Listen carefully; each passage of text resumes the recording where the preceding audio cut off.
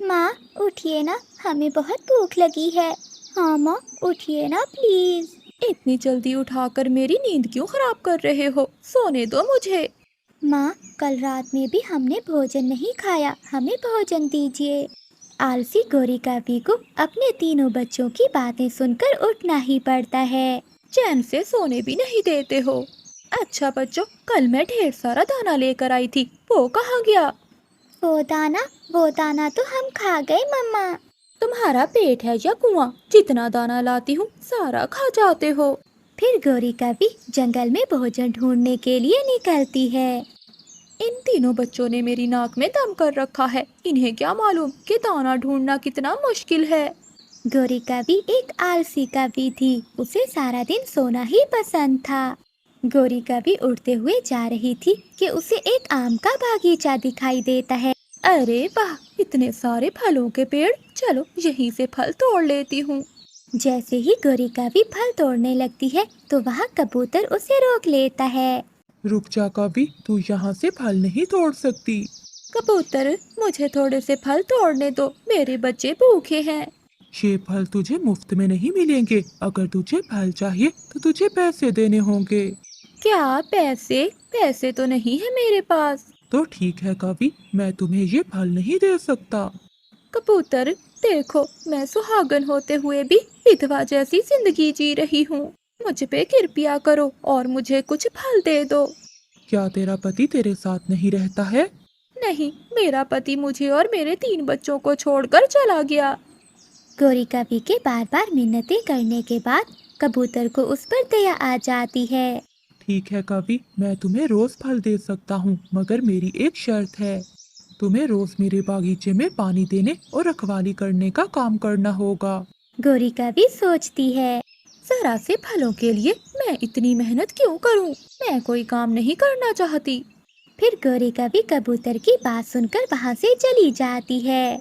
जब काम की बात आई तो ये कामचोर कभी चली गई। फिर गोरी कावी भोजन की खोज में इंसान की बस्ती की ओर उड़ जाती है।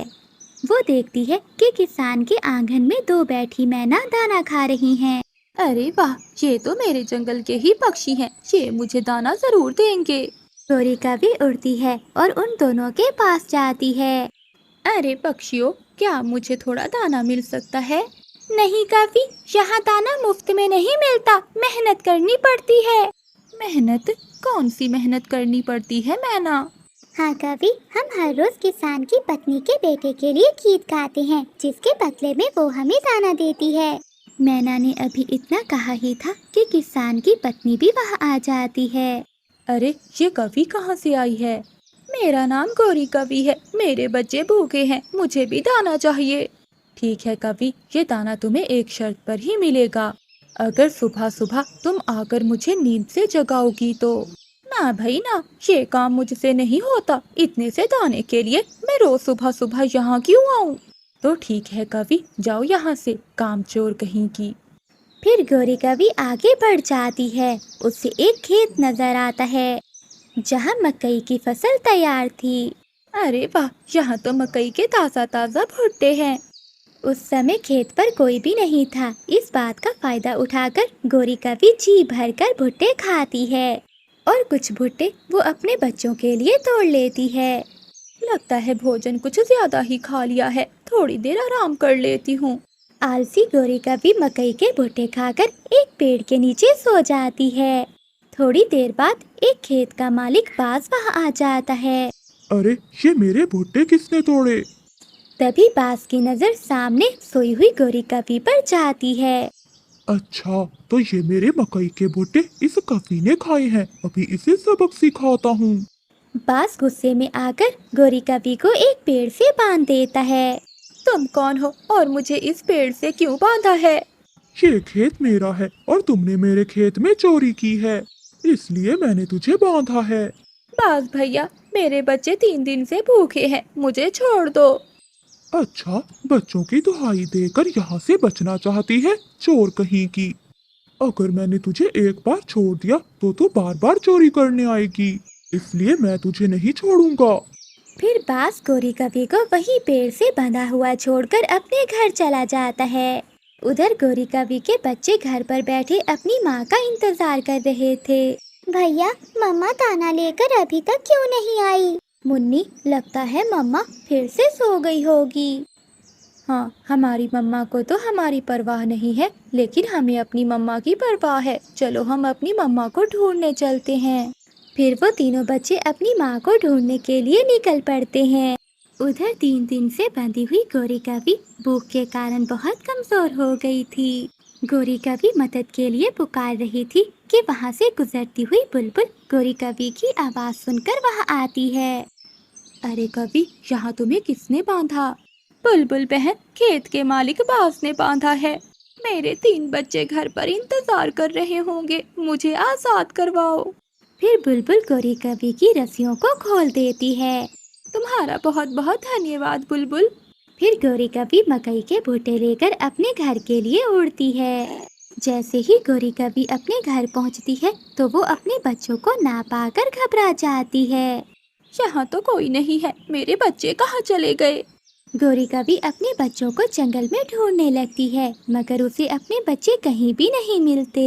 मुन्नी, चक्कू, कुक्कू, कहाँ गए तुम?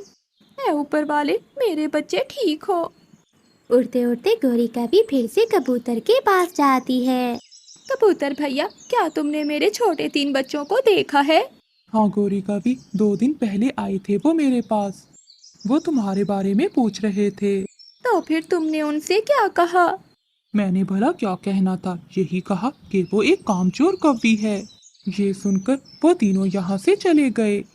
ऐ ऊपर वाले, मेरे बच्चों की रक्षा करना। आंखों में आंसू लिए गौरी कवि अपने बच्चों को खोजने के लिए आगे निकल जाती है। रास्ते में गौरी को मिठू तोता मिलता है। मिठू, क्या तुमने मेरे बच्चों को देखा है कहीं? गौरी, क्या तुम 3 नन्हे बच्चों की बात तो नहीं कर रही? हाँ हाँ मिठू, मेरे 3 छोटे छोटे बच्चे। हाँ गौरी, 2 दिन पहले मैंने उन्हें पहाड़ों की ओर जाते देखा था। क्या हुआ, वो घर नहीं लौटे? नहीं मिठू, वो घर पर नहीं है। गौरी, हौसला रखो, पहाड़ों पर रहने वाली चील उन बच्चों को अब तक खा गई होगी। सुनकर गौरी कवि जोर जोर से रोने लगती है। ये सब मेरी वजह से हुआ है। ना मैं इतनी कामचोर होती और ना मेरे बच्चे मरते। काश कि मैं कबूतर के पास काम करके ही लौट जाती। ऐसे गौरी कवि रोते रोते अपने घर लौट जाती है। जब वो अपने घर जाती है तो आगे रानू चिड़िया 3 बच्चों को लेकर वहाँ बैठी हुई थी। मेरे बच्चे जिंदा है। गौरी कवि अपने बच्चों को अपने पंखों से लगा लेती है। गौरी बहन, मैं पहाड़ों के पास से गुजर रही थी, तब मैंने तीनों बच्चों को पहाड़ों पर देखा। ये तो शुक्र है कि मैं समय पर पहुंच गई। चिड़िया, तुम्हारा बहुत बहुत धन्यवाद, तुमने मेरे बच्चों की जान बचाई। हाँ गौरी, मैं बच्चों को लेकर तुम्हारे घर आई थी, मगर तुम भी यहाँ नहीं थी, इसलिए 2 दिन मैंने इन्हें अपने पास ही रखा है। मेरे बच्चों, मुझे माफ कर दो। आज के बाद मैं मेहनत करूंगी और मेहनत करके ही कमाऊंगी और अपने बच्चों को खिलाऊंगी। गौरी और कालू अपने घोंसले में सोए हुए थे कि दरवाजे पर जोर जोर से दस्तक होती है। आवाज सुनकर गौरी कवि की आंख खुल जाती है। उठो उठो कालू, देखो बाहर कौन आया है। गौरी, मुझे बहुत नींद आ रही है। जब तुम उठ ही गई हो तो जाओ, बाहर जाकर भी देख लो। निकम्मे कहीं के, कभी भी कोई काम नहीं करते। अब लगता है मुझे ही जाकर देखना होगा। गौरी कवि गुस्से में दरवाजा खोलती है तो सामने रानू चिड़िया और उसके 2 बच्चे बैठे हुए थे। क्या हुआ चिड़िया, जब देखो मुंह उठाकर चली आती हो। बताओ क्या काम है। गौरी, मुझे आपकी मदद चाहिए थी। मदद? कौन सी मदद? गौरी, आज मैं सारा दिन जंगल में दाना ढूंढती रही, मगर मुझे कहीं से भी दाना नहीं मिला। गुड़िया और कुकू ने भी कल से कुछ नहीं खाया। आपके पास तो ढेर सारा अनाज है, आप हमें 2 दाने ही खाने के लिए दे दें। अरे वाह वाह चिड़िया, मैंने यहाँ कोई धर्मशाला खोल रखी है क्या? जिसको भूख लगती है मुंह उठाकर मेरे पास चला आता है। चल भाग जा चिड़िया, मैंने वो दाना अपने लिए जमा करके रखा है, ना कि तुम गरीब पक्षियों के लिए।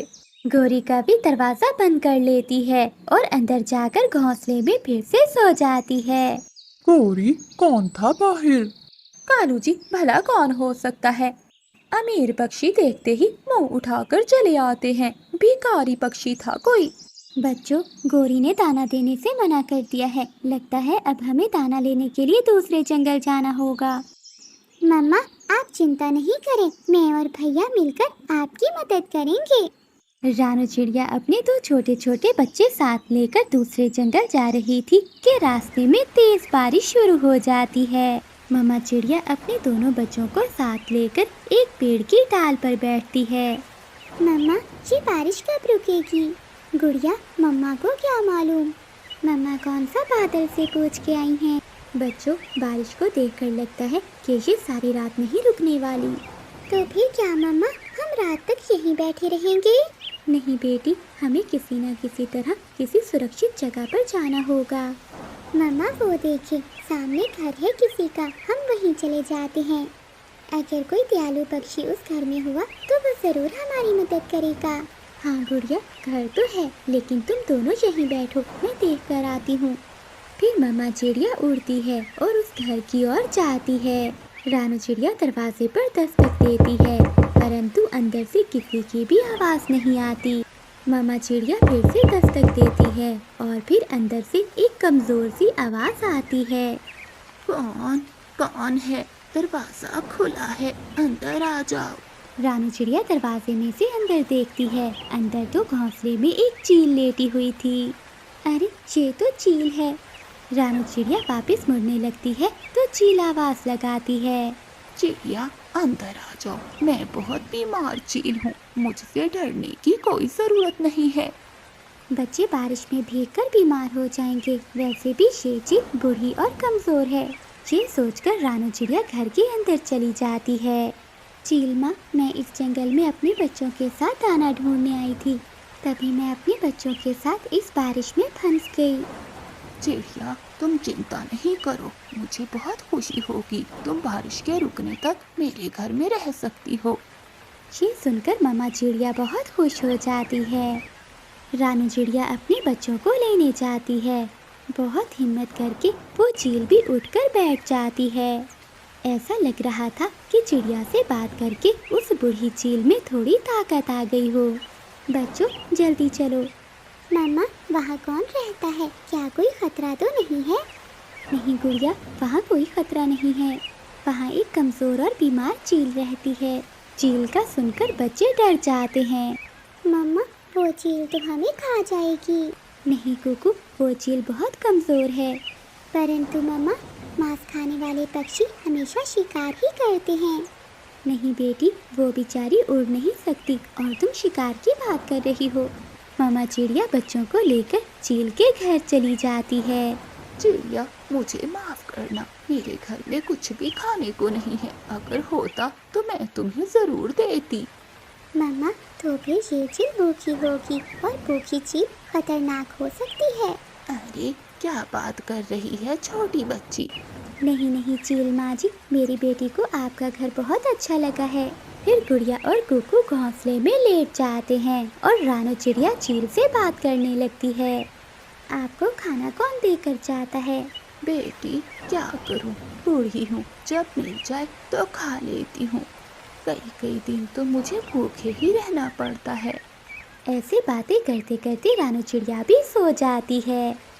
जिंदगी में आखिरी मौका मिला है, शायद चिड़िया का एक बच्चा खाने से मैं 1 साल और जी सकूं। चील ऐसे सोचती है। मामा भी सो गई है, मगर मुझे इस चील पर नजर रखनी होगी। गुड़िया ऐसा सोचती है। चील आहिस्ता आहिस्ता कुक्कू के पास जाती है और उसे गर्दन से पकड़ लेती है। पीछे से गुड़िया चील को धक्का देती है। क्योंकि गुड़िया जाग रही थी, मामा चिड़िया की आंख भी खुल जाती है। फिर मामा चिड़िया और दोनों बच्चे मिलकर चील को नीचे लिटा देते हैं। मत मारो बच्चों, मत मारो, ये बूढ़ी हैं। बच्चे रुक जाते हैं। चील माँ जी, अगर ऐसा ही करना था तो हमें अपने घर में आश्रय ही ना दिया होता। हम पेड़ की डाल पर ही बैठकर रात गुजार लेते। क्या तुम मुझे मारोगी नहीं चिड़िया? नहीं, आप उम्र में बहुत बड़ी हैं, हम आपको नहीं मार सकते। हम ये घर छोड़कर जा रहे हैं। फिर रानू चिड़िया अपने बच्चों को लेकर पेड़ की डाल पर चली जाती है और अपने पंखों से अपने बच्चों को छुपा लेती है। चील अपने घर के बाहर बैठी चिड़िया को आवाजें लगा रही थी। बेटी, मुझे माफ कर दो, वापिस आ जाओ, यहाँ आ जाओ। नहीं चील माँ, रात तो गुजर ही गई है, मगर हमें सीख मिल गई है कि कभी किसी दुश्मन का विश्वास न करो। अगली सुबह बारिश रुक जाती है। चिड़िया और उसके बच्चों को एक फलदार पेड़ मिल जाता है। वो जी भरकर फल खाते हैं और वापस अपने घर की ओर लौट जाते हैं। बारिश के मौसम में किक्की की मम्मा लूसी कबूतरी को बहुत तेज बुखार हो जाता है। लूसी कबूतरी अपने बेटे किक्की से कहती है, किकी बेटा, आज मुझसे भोजन नहीं बना होगा। आप जाओ और पड़ोसन गोरी कवि को बुला लाओ। उससे कहना कि मम्मा बुला रही है। परंतु मम्मा, क्या गोरी आंटी हमारा भोजन बना देंगी? हाँ किकी बेटा, क्यों नहीं। जब वो बीमार होती है तो मैं उसके सारे घर के काम करती हूँ। फिर छोटा किकी अपना छाता उठाकर गोरी कवि के घर जाता है। आंटी, आंटी, दरवाजा खोलें। कौन कौन है? गोरी आंटी, मैं हूँ लूसी कबूतरी का बेटा किकी। फिर गोरी कवि दरवाजा खोल देती है। अरे किकी, ऐसी बारिश में तू क्या करता फिर रहा है? आंटी, मेरी मम्मा को बहुत तेज बुखार है। मेरी मम्मा ने बोला है कि आप हमारे घर आकर हमें भोजन बना के दे दें। हमने सुबह से कुछ नहीं खाया, हम भूखे हैं। भूखे हो तो मैं क्या करूं? मैं कोई तुम्हारी नौकरानी हूँ जो तुम्हें भोजन बना कर दूं? चल भाग यहाँ से, कबूतरी के बच्चे। परंतु आंटी, जब आप बीमार होती है तो मेरी मम्मा भी तो आपके घर के काम करती है। अच्छा, जब मैं बीमार हूँ तो अपनी मम्मा से कहना ना आए मेरे घर के काम करने। गोरी कवि जोर से दरवाजा बंद करके अंदर चली जाती है और छोटा किकी नाराज होकर वापस अपने घर लौट जाता है। क्या हुआ किकी बेटा, आपने आने में इतनी देर क्यों लगा दी? और गोरी नहीं आई? मम्मा, गोरी आंटी ने आने से इनकार कर दिया और मुझे डांटा भी। और गोरी आंटी ने कहा कि मैं तुम्हारी नौकर हूँ। ऐसे मतलबी पक्षी हमेशा अपना काम निकालते हैं और जब दूसरों पर परेशानी होती है तो अपना मुंह फेर लेते हैं। मम्मा, मैं हरियाली आंटी के पास जाता हूँ।